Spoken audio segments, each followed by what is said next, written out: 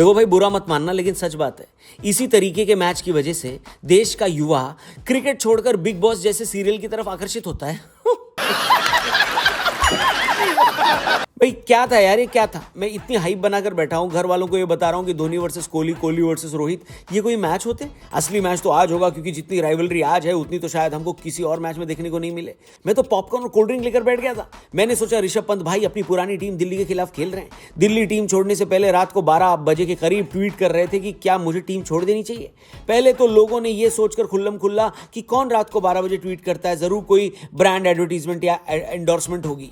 लेकिन फिर पता चला कि ऋषभ ने वाकई दिल्ली छोड़ दी, मतलब कुछ गड़बड़ थी। ऐसे में जब लखनऊ से ऋषभ दिल्ली के खिलाफ खेल रहे थे तो हमें लगा कि कुछ आतिशबाजी दिखाई देगी, लेकिन सिर्फ ऋषभ पंत का रनआउट दिखाई दिया। हमने सोचा कोई नहीं, दूसरा बवाल तो और भी अच्छा है। गोयनका जी और राहुल के बीच जो हुआ था वो तो कैमरे पर कैप्चर हुआ है। पिछले साल राहुल ने गोयनका जी से बड़े बेमन से हाथ मिलाया था। सच बताऊं तो मुझे तो यही लग रहा था कि ये बवाल डेफिनेटली देखने को मिलेगा, लेकिन अब की बार भी राहुल भाई रन ही नहीं बना पाए, 0 पर आउट होकर चले गए। हमने सोचा कोई नहीं, तीसरी लड़ाई तो मैच में हुई थी। दिग्वेश राठी और नीतीश राणा बस मुक्का मारने वाले थे एक दूसरे को पिछले साल दिल्ली प्रीमियर लीग में।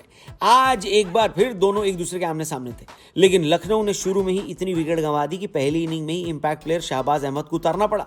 यानी दिग्वेश राठी मैच से बाहर हो गए और नीतीश राणा के खिलाफ बॉलिंग नहीं करी। अब आप बताओ, भारत तो एक कलेश प्रधान देश है, अगर हमारे देश में क्रिकेट में ये कलेश नहीं होंगे तो फिर एंटरटेनमेंट कैसे मिलेगा? खैर, एंटरटेनमेंट चाहिए तो हमारे टीआरपी चैनल पर जाकर हमारा लेटेस्ट पॉडकास्ट जरूर देखना। अतीक अहमद को लेकर बहुत बवाल हुआ था धुरंधर 2 में, और उसी बवाल पे बहुत सारी बातें की हैं यूपी के पूर्व डीजीपी डॉक्टर विक्रम सिंह जी ने। ये पॉडकास्ट देखने के बाद आपको बहुत ज्यादा क्लैरिटी आएगी कि एग्जैक्टली यूपी में होता क्या था। लिंक डिस्क्रिप्शन और पिन कमेंट में दिया है। स्पॉटिफाई पे भी हमारे टीआरपी यानी द रौनक पॉडकास्ट को सुन सकते हैं। वीडियो में आगे बढ़ते हैं। कल के मैच की बात करूं तो भाई कुछ खास था ही नहीं मैच में। दिल्ली और लखनऊ वाला मैच दिखाने की बजाय अगर चैनल वालों ने धोनी का कमबैक जो उन्होंने किया है नेट्स में वो दिखा दिया होता तो भी ज्यादा लोगों ने देख लिया होता। दिल्ली ने टॉस जीता और वही किया जो अभी तक बाकी टीमों ने किया है, पहले बॉलिंग। बस हैरानी इस बात पर हुई है कि ऋषभ पंत ओपनिंग करने आ गए थे, जिसकी किसी को उम्मीद नहीं थी, क्योंकि पिछले साल लखनऊ की कुछ ही चीज अच्छी हुई थी, जिसमें से एक थी उनकी ओपनिंग पार्टनरशिप और 3 नंबर पर पूरन को खिलाना। ऋषभ पंत ने यही कॉम्बिनेशन डिस्टर्ब कर दिया और खुद ओपनिंग करने आ गए और ओपनिंग करके ज्यादा रन भी नहीं बना पाए, हालांकि बड़े ही अनफॉर्चुनेट तरीके से रनआउट हो गए बेचारे। लेकिन क्योंकि कॉम्बिनेशन डिस्टर्ब हो चुका था, इसकी वजह से लखनऊ का कोई भी बल्लेबाज कुछ खास प्रदर्शन नहीं कर पाया। दिल्ली वाले लगातार विकेट लेते रहे, अक्षर पटेल, कुलदीप यादव, इनफैक्ट लुंगी इंगिडी से मैं बहुत ज्यादा इंप्रेस हुआ। उनकी स्लो यॉर्कर्स एकदम मारक बॉल्स हैं यार, कड़क। 3 विकेट उनको भी मिले और अगर ऐसे ही चलता रहा तो हो सकता है वो पर्पल कैप भी जीत जाए। लखनऊ की तरफ से हाईएस्ट स्कोर अब्दुल समद ने बनाया 36, और जिस टीम की तरफ से हाईएस्ट ही 36 बने वो टीम क्या ही कर लेगी। लखनऊ की बस इतनी तारीफ करनी पड़ेगी कि कम से कम उन्होंने चेन्नई से तो बढ़िया मैच खेला।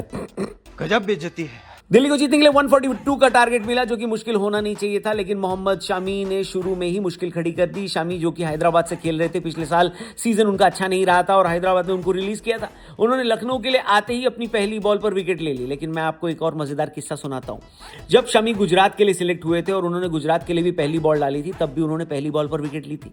लेकिन यहां मैं आपको एक और मजेदार बात बता दूं, पीक डिटेलिंग शमी की।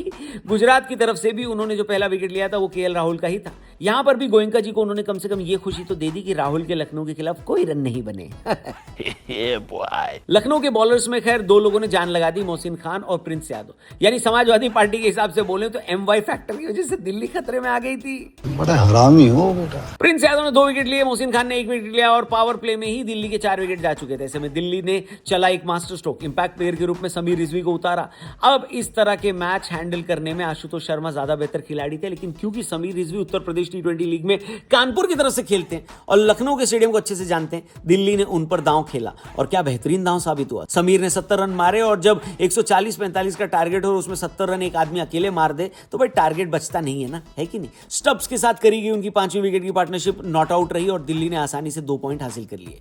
तो भाई सभी टीमों का राउंड 1 कंप्लीट हो चुका है, यानी सबने एक मैच खेल लिया है और जिसने पहले बैटिंग करी है वो सारी टीमें हारी।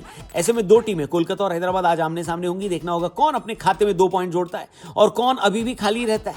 आपके हिसाब से कौन सी टीम होगी कमेंट करके बताना, और ये भी बताना कि कल वाले मैच में आपको मजा आया या नहीं आया। आप भी गोयनका जी और राहुल वाला कोई सीन एक्सपेक्ट कर रहे थे, नहीं कर रहे थे? मेरे हिसाब से तो मैच हार गए तो गोयनका जी खुश नहीं होंगे, और 0 पर आउट हो गए तो राहुल भी खुश नहीं होंगे। बाकी आप खुश हैं या दुखी कमेंट करके बताना। चैनल को भी सब्सक्राइब करना और हमारे लेटेस्ट पॉडकास्ट देखने के लिए टीआरपी चैनल पर भी जरूर जाना। धुरंधर 2 में अतीक अहमद के रोल को लेकर फुल बवाल मचा हुआ है, उसी पर बहुत ज्यादा क्लैरिटी दी उत्तर प्रदेश के पूर्व डीजीपी डॉक्टर विक्रम सिंह जी ने।